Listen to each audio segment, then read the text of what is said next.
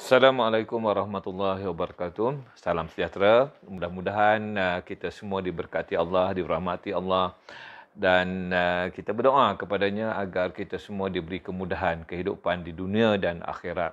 InsyaAllah nanti kita semua akan bertemu di jannah nanti, di mana kehidupan yang kekal abadi di sana. Tuan-tuan dan puan-puan, kita dah bab 48 ya dalam program Tazkirah 5 minit bersama saya berdasarkan buku Beri 2 minit. Itulah kita buat, kita mula dengan keadaan yang tanpa kita jangka lah berapa lama kita boleh buat program ini, sebab kita mulakan program pukul 6.25 dan sepatutnya berakhir 6.30, 6.35, 6.40. Gist of the program tu ataupun asas utama program tu hanya 5 minit je lah yang membicarakan topik-topik dalam buku ini. Dan sedar tak sedar 48 hari lah lebih kurang ya kita telah bersama. Dan saya tahulah kita akan sampai ke penghujung tak lama lagi, kerana apabila surau-surau ataupun masjid telah dibenarkan, akan dibenarkan untuk berfungsi, maknanya orang boleh pergi semayang, tak ada halangan lagi di masjid. Saya nak pergi masjid dan kalau pergi masjid subuh tu maknanya 6.25 saya rasa tak sempat untuk kita buat program. Dan ramai orang sekarang pun dah mula pergi ke pejabat. Jadi kita mungkin kalau nak teruskan juga kita ubah waktulah. Baik tuan-tuan, sebelum kita mulakan topik 48 kita cerita sikit ya. Yang terakhir sekali ya, kami menulis 2 buku. Kami itu maksud saya dengan Roza lah. Biasanya kami partner. Kalau menulis tu, saya di sini, Roza di sana. Saya tak tahu dia topik apa dia tulis. Dia pun tak tahu topik apa yang saya tulis. Bila dah hujung tu baru saya tanya, "Yang awak tulis apa yang?" Dan biasanya kami bertukar manuskrip lah. Dia baca manuskrip saya baca manuskrip dia. Dan yang terakhir ni, Roza dia menulis Dia Mahu Daku ke Sana. Dan saya pula tulis ceritalah dia ada di sisi. Bersama dengan DZ, Datuk Zaini. Baik. Saya namakan buku ni, buku COVID-19. Kenapa? Kami jangka akan dilancarkan sebelum Pesta Buku tahun ini. Tetapi 4 hari ke 5 hari sebelum sebelum buku ni siap sepenuhnya, tiba-tiba perintah larangan movement ni terlangsung. Jadi buku ni sikit lagi. Tapi tak dapat disiapkan sebab kilang semua tutup. Jadi delay dia sampai sebulan, 2 bulan lebih. Dan ia hanya muncul apabila dia punya larangan itu dilonggarkan sedikit. Tapi alhamdulillah lah, dan kami menyangkakan bahawa akan menghadapi kesukaran lah untuk memasarkan buku ini. Kerana apa? Orang mana nak pergi ke kedai buku dan sebagainya. Tetapi alhamdulillah dia tidak begitu. Rezeki itu datangnya daripada Allah SWT. Dia memudahkan. Masya Allah. Tuan-tuan dan puan-puan, ramai yang membelinya secara online, direct pada kami. Dan saya bersyukur sangatlah. Dan hari ini saya nak cerita sikit lah. Satu bab daripada buku Roza, Dia Mahu Daku ke Sana. Sikit je. Ceritanya begini ya, ini satu pengajaran lah. Dia mahu daku ke sana ni maksudnya bukannya ke syurga. Dia mahu daku ke sana ni mana saja tempat yang kami rawati itu adalah dengan izin Allah. Pergi Balkan, pergi Jordan, pergi mana-mana lah. Dan satu benda yang saya nak cerita ni, satu bab ini kisah bagaimana kami sekeluarga pergi ke Korea. Okey, pergi ke Korea. Korea ni anak-anak teruja. Budak-budak muda sekarang ni gila Korea. Macam-macam pesen. Makan pun makan Korea. Saya, ya Allah, teruknya. Saya rasa makanan Korea ni makanan yang tak siap tau. Itu orang tua. Tapi budak-budak dia punya bangga lah makannya. Jadi bila nak pergi ke sana, anak-anak saya, terutamanya anak bangsu saya, Sofia, excited nak pergi. Okeylah, saya lah biasanya bila perjalanan ke luar negara ni, saya yang uruskan semua. Beli tiketnya dengan apa-apa, hotel dan sebagainya, saya yang uruskan. Jadi, okeylah semua dah settle. Jadi kami sekeluarga bersama dengan mak. Memang saya biasa ajak mak lah. Dan juga dengan adik ipar. Pergi sekali lah. Kakak pergi. Okey, kami suka berjalan ni ramai-ramai ahli keluarga. Kemudian sampai di airport lah nak pergi ni. Maksudnya beraturlah saya bawa semua pasport semua. Saya pegang semua. Saya pun pergilah check in. Satu keluarlah boarding pass. Tiba-tiba sampai yang tang dekat Sofia, anak bongsu kami ni. Dia kata, tuan. Anak tuan ni pasport dah mati ni. Rob naik darah saya lah. Darah tu bukan darah tinggi, darah panas hati ke tidak. Ya Allah. Sebab saya tahu kalau nak pergi ke luar negara, sekurang-kurangnya 6 bulan kena okey. Dah ini memang dah mati, memang tak boleh pergi lah. Saya pun berpaling pada Sofia, saya kata, Sofia, ayah minta maaf. Ayah tak perasan Sofia punya pasport dah luput. Sofia tak boleh pergi ni. Jadi Sofia pun bayangkanlah anak memang yang gila Korea ni, yang nak pergi ke Korea ni, dia dapat khabar macam tu. Dan saya pula silap, saya sebut, Sofia jangan menangis, Sofia. Sebut jangan menangis terus. Dan bayangkanlah betapa luluhnya hatinya. Sebagai seorang ayah, apa yang boleh saya buat? Saya tanya kaunter tu terus, saya kata, tiket esok ada tak? Dia kata ada, tapi mahal lah sikit. Yalah, kita beli dah berbulan-bulan, kita dah booking. Nak beli untuk besok, booking yang tiket yang nak pergi malam ni tu, burn lah. Dan macam mana? Ibu sebagai seorang ibu, Roza pun kata, tak apalah yang, saya tak pergi. Saya akan uruskan semua besok. Masya Allah, subhanallah, saya akan uruskan besoklah. Saya pergi, kita jumpa kat sana besok.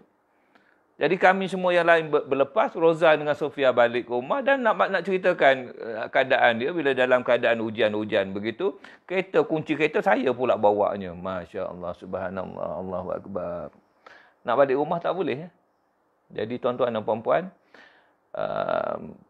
saya tak tahulah bagaimana Roza uruskan. Besoknya pergi ke Putrajaya, perbaharui pasport paginya dan Alhamdulillah siap sejam 2 jam begitu. Dan ramailah juga pertolongan yang dibaginya oleh Masya Allah, subhanallah, Allahu Akbar untuk memudahkan perjalanan kami tersebut. Dan malamnya mereka berlepas lewat 1 hari. Tuan-tuan, pertama yang saya nak cerita, kecerobohan ayah tu. Ayah tak peka, ayah yang uruskan, ayah tak tengok pun pasport tu. Itu pergi Korea okey lah tuan. Ini nak masuk syurga macam mana? Berapa ramai daripada kita ni yang cuai pada anak-anak kita. Nak kena pastikan semua pasport okey nak masuk syurga ni. Pasport dia apa? Masya Allah, subhanallah. Biarlah jadi anak yang soleh-soleha. Kita lah ayah ni yang kena pastikan. Kita tak kisah anak lelaki tak pergi semayang ke masjid kan? Kita tak kisah kan? Kita tak kisah anak begini-begini tak semayang walaupun dia dah akil balik kan? Kenapa tuan-tuan dan puan-puan? Kita tak rasa benda tu. Saya dah rasa anak tak boleh pergi Korea pada bersama dengan ahli keluarga pun dah rasa, ya Allahu Akbar, aku tak naklah macam ni. Tuan-tuan dan puan-puan, kita dah ada tarikh luput lah. Roza melihat daripada sudut tarikh luput. Dia tengok apabila sampai masanya kita mati ya. Ini kita tak sedar ni. Tiket pasport ni kita tak sedar nak pergi ni. Tiba-tiba dah mati dah. Esok pun sama kehidupan kita ni. Hidup kita seronok, kita sehat, kita tak ada penyakit, tiba-tiba pum mati. Mati itu seolah-olah macam mati tak ada pasport lah. Kan tuan-tuan dan puan-puan, Masya Allah, subhanallah, Allahu Akbar. Banyak pengajarannya. Sebab tu saya suka nak kempen buku ni. Dan dia punya kertas dan sebagainya memang cantik lah. Roza selalu dapat keistimewaan dalam menulis buku. Okey, tuan-tuan dan puan-puan, minta maaf ya. Ini buku COVID-19 ni memberi kesan yang besar kepada hidup kami, insyaAllah. Baik, kita teruskan bab 48 ya. Tajuk dia 48, sekejap ya. Saya tengok 48, membuat pilihan. Tuan-tuan, dalam hidup kita ni sentiasa kita buat pilihan. Tapi yang sebenarnya kita tak ada pilihan. Itu yang menariknya. Orang kata, bila kita meninggal besok, ke mana kita? Syurga ataupun neraka? Adakah itu satu pilihan? Tidak. Dia bukan pilihan. Mana boleh pilihan antara syurga dengan neraka? Kita tak ada pilihan. Pilihan kita hanya perlu masuk syurga je. Gila masuk neraka. Satu saat dalam neraka ni, ibarat dia, satu saat pula. Satu hari dalam neraka ni, ibarat dia, macam mana? 1 tahun kan? Masya Allah, subhanallah. Dan dia punya kesan dia kan, bahan api neraka tu ataupun panas api neraka tu letak bawah tapak kaki ni menggelegak sampai ke otak. Tak nak saya. Bukan ada pilihan tu. Tuan-tuan, jadi yang sebenarnya hidup kita ni tak ada pilihan bab itu. Kita bagaimana, by hook, by crook pun, kita kena masuk syurga tanpa dihisap, kalau boleh. Buat apa nak menunggu di padang mahsyar? Tak ada pilihan. Tetapi kita kata kita ada pilihan. Pilihan macam mana? Ya Allah, nak ambil kursus ni, orang tengah belajar ni kan, nak masuk universiti ni, nak ambil accounting ke, nak ambil finance contoh. Adalah pilihan macam tu. Tetapi tuan-tuan dan puan-puan, dalam kita membuat pilihan itu, pilihan tu macam mana nak buat pilihan tu? Yang pertama sekali, orang ramai tanya saya, Prof, anak saya ni gini. Puan, pasal apa puan yang telefon? Suruh anak lah telefon.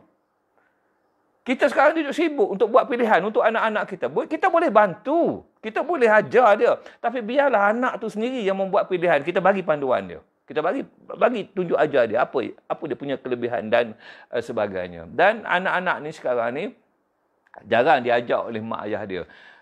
Sofia nak ambil apa ni? Minta dengan Allah. Bangun semayang. Tahajud dulu. Buat istikharah. Tanya. Minta dengan Allah. Ya Allah, pemudahkanlah pilihan aku. Kita buat itu kerana Allah SWT. Itu penting. Baik. Dalam hidup kita ini, yang saya tulis dalam ni lah. Pendek je saya tulis. Tetapi kita kata apa? Tentang membuat pilihan. Kita kata apa? Ramai yang memilih untuk bersifat dungu, bodoh dan sombong. Saya tulis tu keras sikit lah. Okay. Pasal apa saya kata? Diam-diam secara pandangan sisi mereka menyangka Tuhan pencipta mereka juga begitu. Maknanya Tuhan ni bodoh sangat. Kenapa? Pilihan melakukan kejahatan demi kejahatan di sisinya seolah-olah tidak dikelih oleh Allah SWT. Antara baik dengan jahat. Kita buat benda jahat. Pilihan kita tu. Seolah-olah Allah tak tengok pun. Kita rasa macam tak ada apa-apa pun. Tuan-tuan dan puan-puan, Masya Allah, subhanallah, benda-benda macam tu. Kalau kita jumpa dengan kawan-kawan, duk mengumpat pasal orang. Itu pilihan kita. Kita boleh buat pilihan kita. Janganlah, tak payahlah cerita pasal orang. Kan? Tapi kita suka buat pilihan macam tu. Pilihan antara, kalau biasa-biasanya, ya Allah, kita berjalan-jalan kan. Kita bermusafir contohnya. Pilihan kita. Kita boleh jamak dan kasar. Kalau jauh-jauh melepasi dia punya syarat-syarat dia. Subuh tak boleh jamak dan kasar. Apa pilihan kita? Pilihan kita, kalau saya memang mengajak orang daripada dulu lagi, semayang di masjid lah, cari masjid dulu. Jadi, kalau kita nak pergi, saya nak pergi Korea dengan anak-anak semua tu, saya pilih dulu, tengok dulu internet, hotel mana yang kita nak pilih. Supaya apa? Dekat ke tidak dengan hotel satu dekat apa ni yang besar tu, di Seoul tu. Dekat dengan masjid. Hotel tu dekat dengan masjid. Tuan-tuan, pilihan kita tu. Ada orang kata kat saya, Prof, ikut rombongan payah nak buat. Macam mana payahnya kalau kita nak? Subuh tak ada rombongan jalan mula pukul 7 lebih. Subuh tu pukul berapa? Kalau di Hatnya, pukul 4.30, pukul 5 dah semayang subuh dah. Mana duk sibuk dengan rombongannya? Carilah tempat-tempat yang okey. InsyaAllah kalau kita nak macam tu. Jadi tuan-tuan dan puan-puan,